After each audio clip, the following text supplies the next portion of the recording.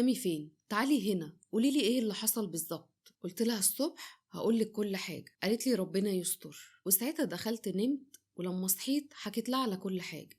المهم مر أسبوع وأنا في بيت أبويا زي ما أنا، وجيت في يوم بقلب في الدولاب بتاعي شفت الهدوم القديمة وطلعتها ولبست أشوفهم عليا وافتكر بسببهم الذكريات. أمي دخلت عليا وقالت لي نهارك مش فايت يا شروق، انت ايه يا بت ما بتحسيش؟ ده جوزك لسه ميت بقاله أسبوع وانت ايه ما عندكيش دم؟ ازاي تقلعي الأسود كده؟ انت ما بتحسيش يا بت؟ قلت لها هو انا غيرت الأسود في الشارع يا أمي؟ ما هو انا في الأوضة اهو وبين 4 حيطان. قالت لي بت انت مالك فيكي ايه؟ انت فاكرة ان خلاص جوزك مات ومحدش هيكون حاكمك ولا ايه بالظبط؟ قلت لها كل ده عشان واقفة قدام المراية شوية؟ هو في ايه؟ ما انا طول عمري مدفونة بالحياة ومش بتكلم، ارحميني بقى يا امي كفاية مشاكل. قالت لي طيب يلا يا اختي البسي واخرجي عشان تتعشي معانا. قلت لها حاضر. لو عايزين تكملوا القصة اسم القصة موجود على الفيديو، وكمان في سهم موجود تحت صورتي في الفيديو، دوسوا عليه هيدخلكم القصة على طول.